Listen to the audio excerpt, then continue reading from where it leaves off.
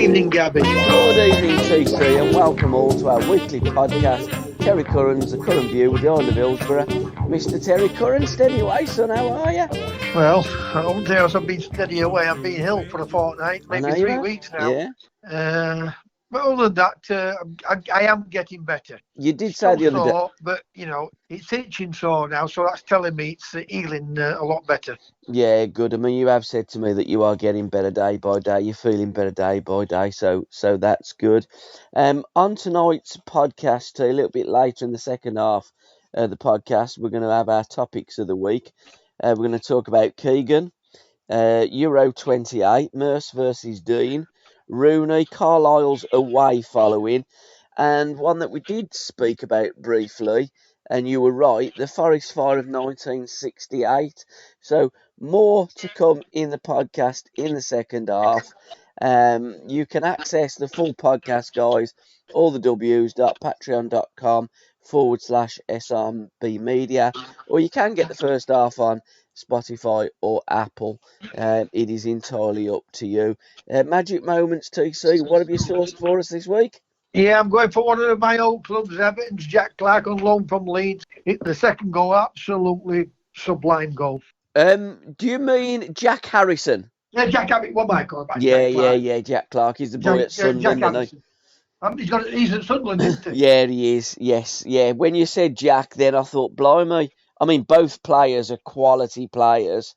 Both players, yes, of course, played for Leeds United. But when a ball hits the bar and then goes in, there's something special about that, isn't there? Absolutely, no chance. You know the keeper's not going to get that at all later. You know what I mean? Yeah, but wherever you've played, whether it be the park, whether it be the playground, whether it be, in your case, Wembley Stadium or Hillsborough, any of the top flight grounds, if you hit a ball and it hits that bar and then goes in, it just makes that goal even more special. You just get a real, wow, what a goal that was.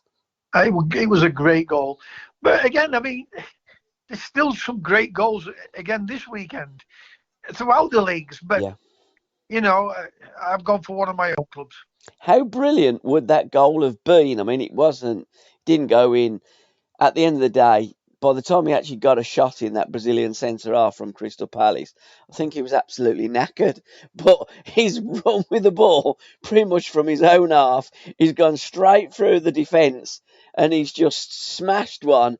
And I thought, oh, please go in. And that's one of those that I look at that, magic moments aren't just goals. Sometimes they're saves. No, Sometimes you're right. they're just them magic moments in the game. But when you do see the ball hit the back of the net, you do have it replayed. And when you don't, sadly, you don't have it replayed. Yeah, but you see, people go on when they go on about those type of runs. It should have been. It's not like olden days where they could bring him down. No, not at all, no. Well, when I say bring him down with a cruel foul. Yeah. They have to be careful nowadays, especially if they're already on a booking. And I'm not saying anybody was on a booking there, but the slight little drop of the shoulder will kill a defender. Yeah. It will kill him. Yeah. He's no chance of recovering because then he's got to twist and turn to try and chase him back. So you're right. When you see anybody run with the ball and go on those sublime runs, you like to see finish off with the goal, don't you? Yeah, also in that game as well, Morgan Gibbs-White, when he just put his ankle onto that ball and you're thinking, just hit the post and go in. Because that pass from that defender, I can't remember who pinged maybe a 60-yard pass to him. And you're just thinking, again, if that goes in, it's replayed time and time again. But it was, again, another moment of magic and skill that we like to watch when we're watching our football, and we like to talk about. Well, it's not only just us; there's other people what like to see that. Absolutely, too. Yeah, well, that's what we go to the games for, to watch goals, to see moments of magic, because it's artists that we go to watch that gets bums on seats, and ultimately those same bums off the seats. Young Gibby, hat-trick for Carlisle United. I do want to mention the away following and Carlisle as a football club a little bit later in the podcast. But his first hat-trick, his first match ball signed, Bolton versus Carlisle, great away win for Carlisle, and a great little great hat-trick for Gibby, a kid that I've known since he was a little, and he grown up round our area, my adopted area of Bartley Green, and went to school with my stepdaughter. Yeah, listen. I mean, you wrote some more. You put a post up, and I looked at it. Carlisle 4,000 away from home, and I'm thinking, myself, what's going off here? Because regardless what anybody tells me, Carlisle don't get that at home. Near mind away from home. You did comment on that. And it's not to be criticised, because I'd like to see all the teams. There's nothing finer than taking away whoever you play for. Whoever you play for, having that support away from home is tremendous. And like you say, a great result at Bolton, because they've been playing exceptionally well. Yeah. The kid gets the hat-trick, like you said, and you take much interest on him because of your closeness for where he came from. Yeah.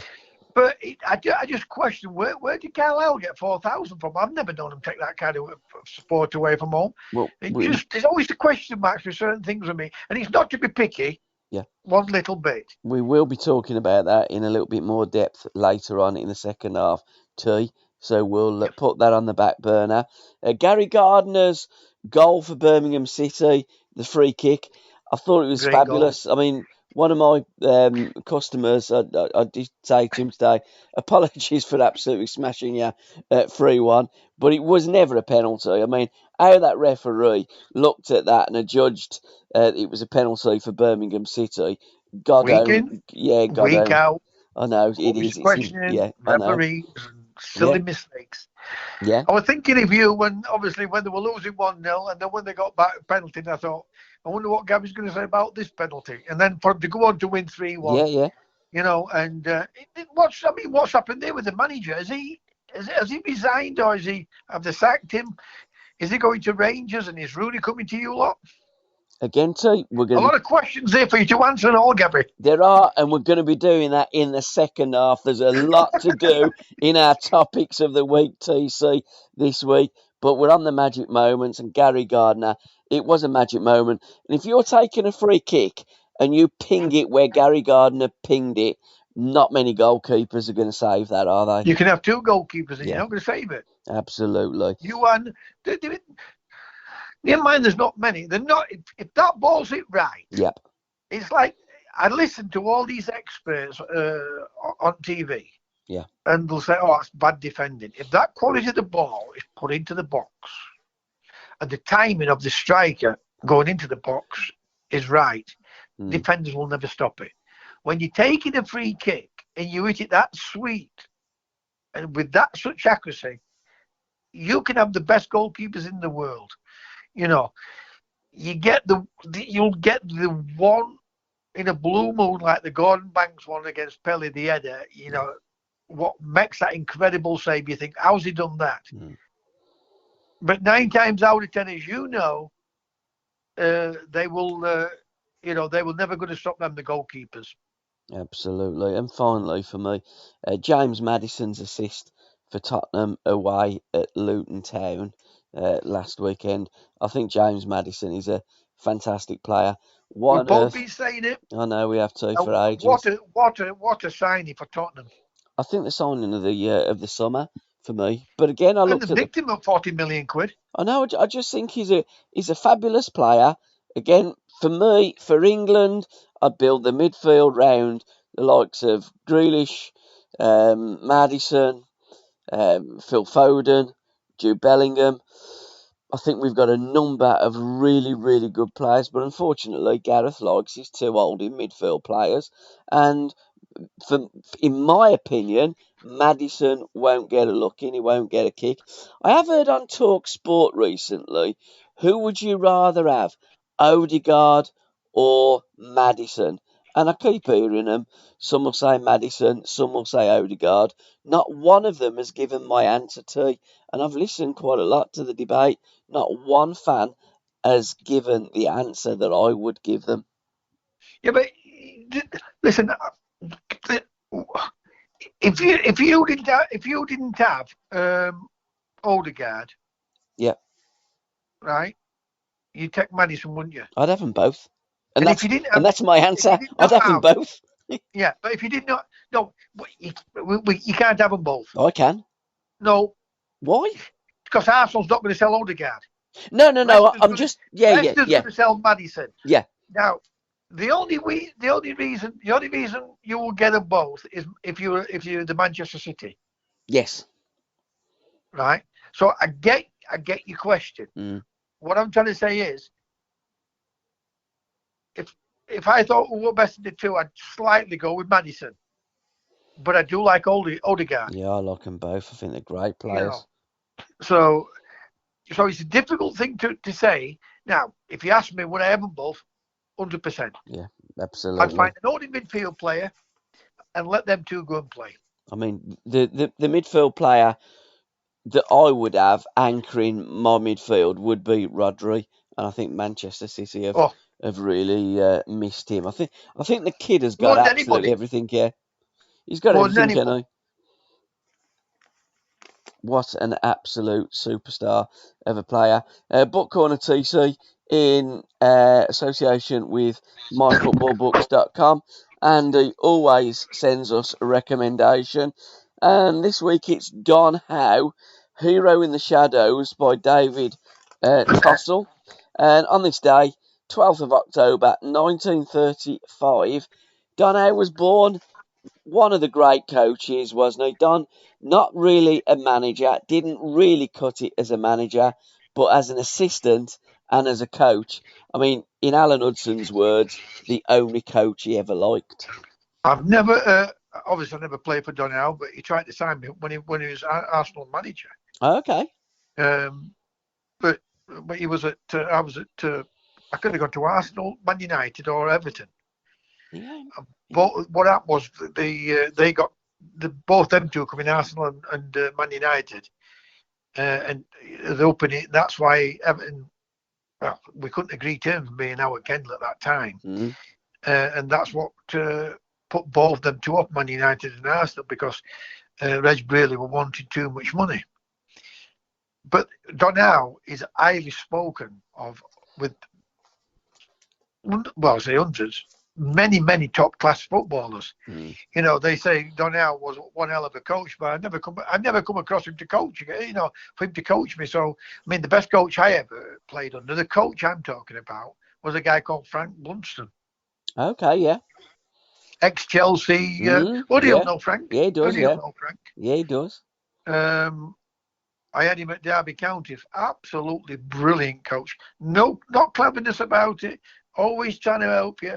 Always giving you advice. And the way he spoke to you, it made you want to listen to him. And he was the best coach I ever came across. And that's the thing, isn't it, about coaches? It's working with a player and trying to get the best out of a player. I mean, Alan said to me of Don Howe, Don never once told us how to play football. Don was there, he organised the defence, and he got things organised. Had Don Howe had arrived at Arsenal earlier, then Hudson would have stayed. It was just a problem that he had with Terry Neal. And Don Howe, Hero in the Shadows, a book. Maybe 18 months ago, David wrote this book, but a great man. And Alan has put contributions to the book, so access your books wherever you can. I usually go on Amazon and then get them from Amazon, but there are many other different ways. It's just that I'm lazy and I haven't got a clue what I'm doing. That's what annoys me when you hear people saying on mainstream media, I got that from Asda, other supermarkets are available. Well, we know other supermarkets are available, but I got it from bloody Asda. So, like, what's your fuss? What's your problem? Grow a pair. This ain't for the woke, this podcast. We say what we believe. We say what we think, 100%, and that's without a doubt. the way it is. We're not nasty. Yeah. We're not vindictive. We just No. say on our group, we give people the chance, the platform to air their opinions without being shouted down at. We are not going to bow down to the woke. No. They're entitled to their opinion, but don't express their opinion. Express us to agree with them 100%. for the sake of it. 100%. We won't do that. No, we have our own minds, we have our own opinions. As long as you're not being nasty and spiteful and that, there's nothing wrong with expressing those opinions. Blue was the colour, a tale of tarnished love by Andy Hamilton. I did hear Andy talk on the Hawksby and Jacobs show last week about his book. He's a comedian. I don't know if you're aware of the fella, but Blue was the colour, A Tale of Tarnished Love by Andy Hamilton. I mean, Chelsea, what a great football club. And you can only draw an opinion that it was the colour. I mean, blue is the colour, famous Two song of great the. songs, then, the Leeds United one and Oh, Chelsea yeah. one. Absolutely fabulous songs. Well, you know that. Football songs. Yeah, you know that Marching On Together, that song, the Yeah. Marching On Together, that was Paul Trevelyan.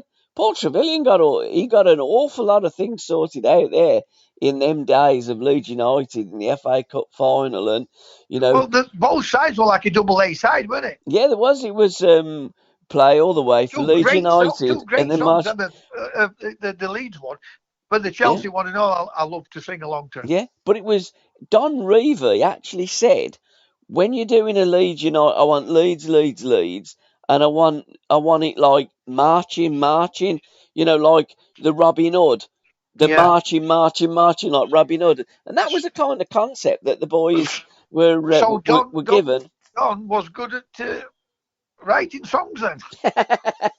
I think he was good at giving orders and Yeah. making plans, as was Jack, because Jack was quite instrumental in those days with Don Revie as well. And I did do a podcast with Paul Trevelyan, the boy that was born to draw.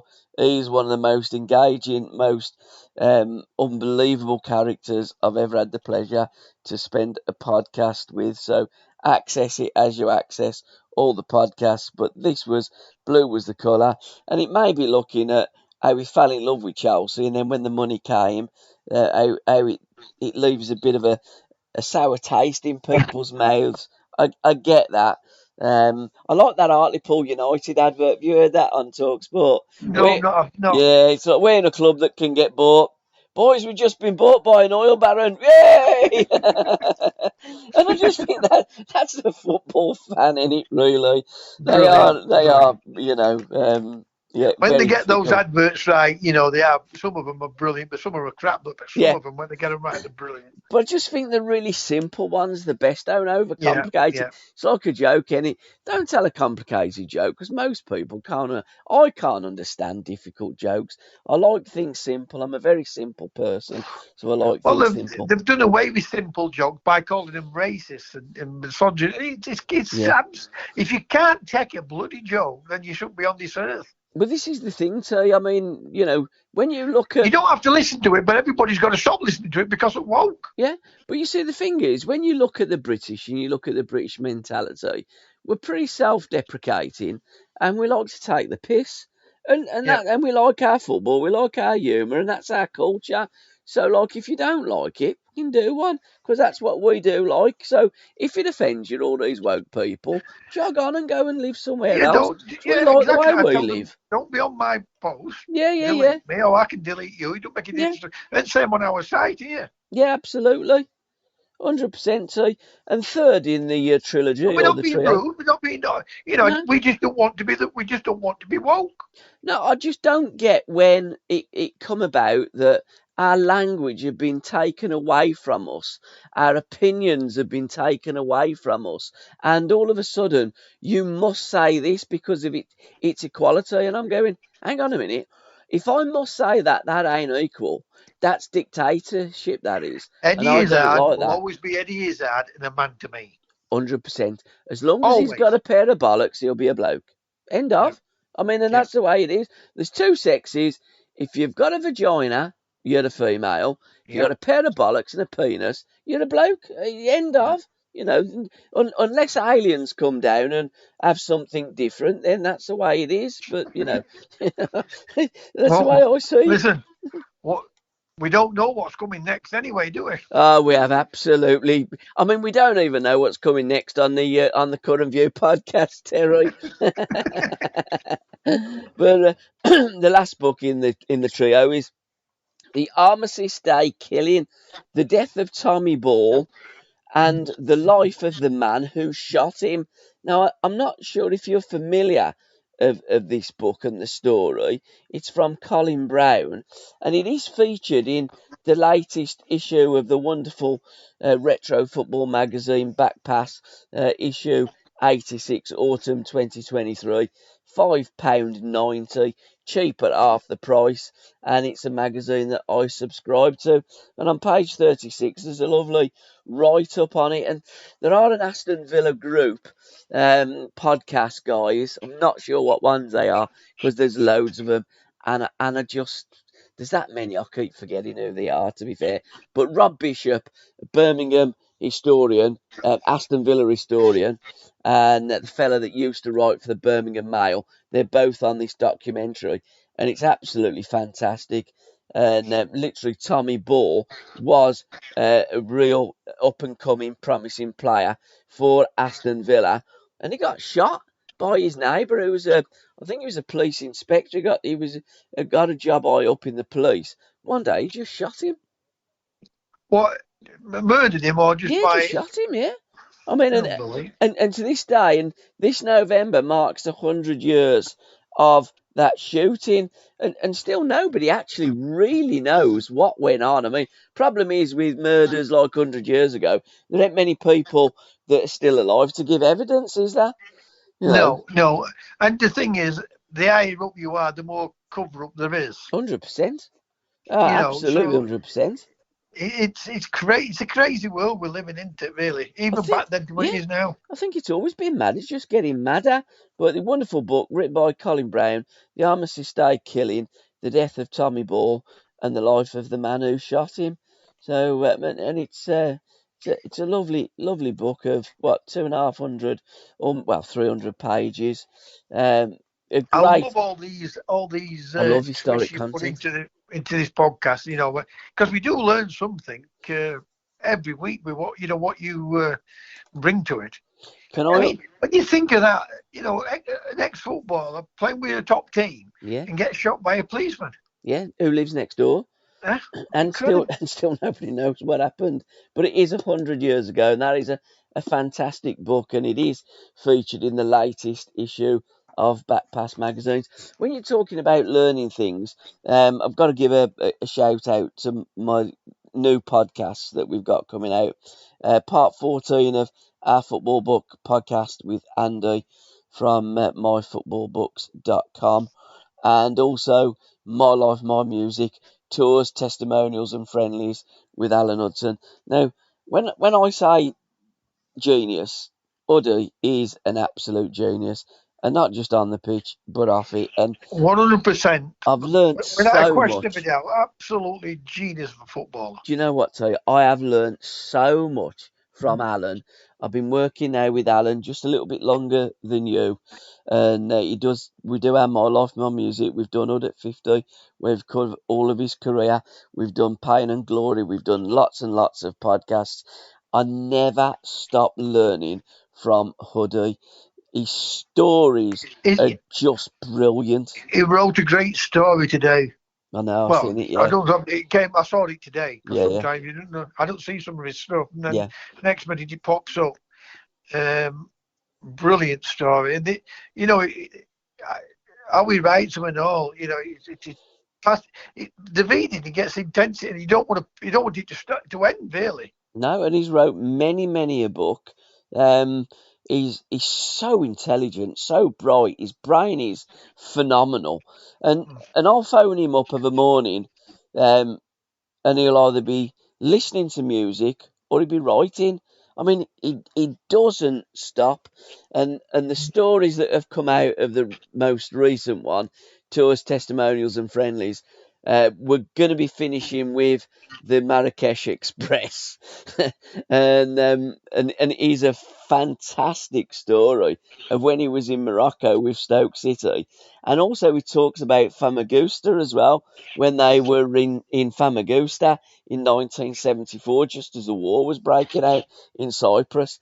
And I'm like listening to him, and I'm like, I then go and research it, and I go, blimey, I didn't realise all this. So, guys, you can access all of Alan's podcasts, the Curran View, Alan Hudson, the Legends of the 70s.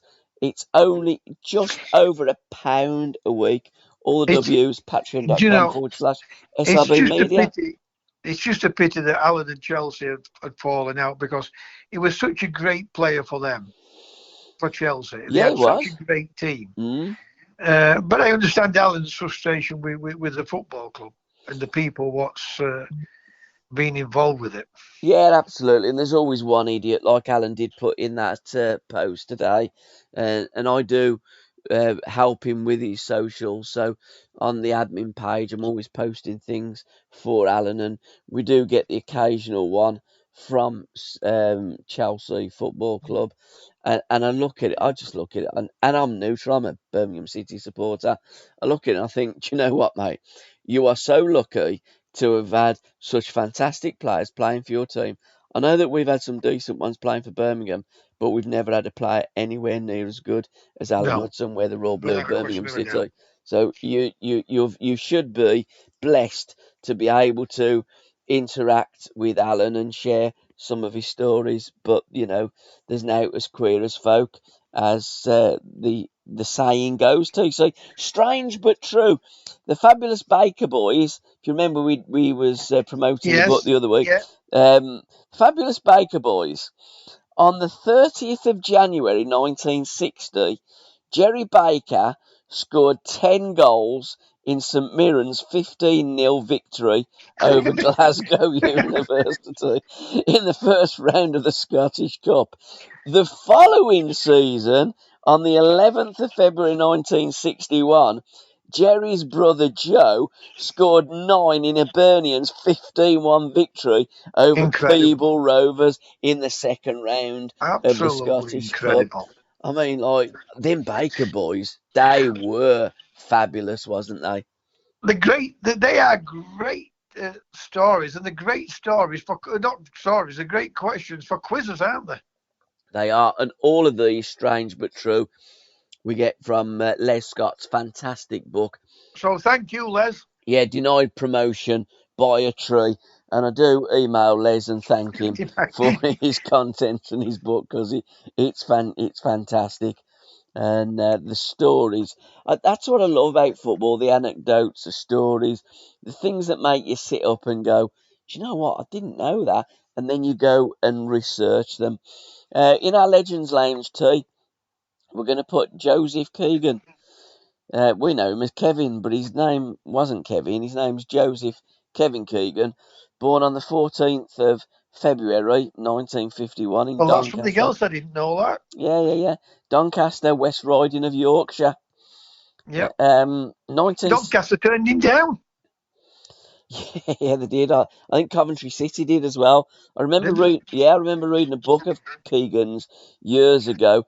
I'm sure he had an uncle that used to live in Nuneaton, and he got a trial at Coventry City, and Coventry City turned him down. But you do find, don't you, that no matter who the player is, you've all been turned down, or most players have been turned down by a club in their time. It's only the Sorry, I never opinion. got turned down whatsoever. No, I know you I didn't, got Mr. plenty of Curran. clubs wanting to sign me, so I'm lucky in that sense. Yeah, because you must have had good managers. Well, to be fair, all the clubs that you went to, the managers wanted you, didn't they? Like Yeah. with Keegan, he was a little bit younger, and he was going on trials at clubs. I mean, both Chelsea and QPR, both of them turned down Tony Curry. I know. I do. I didn't know that one. It's incredible. I mean, Yeah. Tony's a massive Chelsea fan. I mean, he was on the podcast that we've done with TC, the other TC. He was telling me how he was in tears when Chelsea sold Jimmy Greaves, and he used to play in the back garden with his brother, and he was always Jimmy Greaves. And Reg Matthews, of course, was Chelsea's goalkeeper in those days, and his brother was Bolton. He was always, I think he said he was Nat Lofthouse. His brother was. But great memories and great times. But yeah, Yeah. got turned down by both Chelsea, QPR. Both of them played him at centre half and half back. Yeah. Wolves turned Bally down. So Yeah. it's amazing, isn't it? Fulham I mean, turned. that's a great story with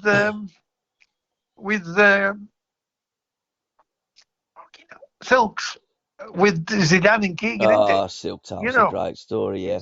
when you look at you look at players like Yeah. Varley, Zidane, Yeah. Keegan, Mm. Curran, being turned down by football clubs. Hudson turned down at Fulham, the club he loved. And to listen to the rest of this podcast, head on over to www.patreon.com/SRB Media. Thank you.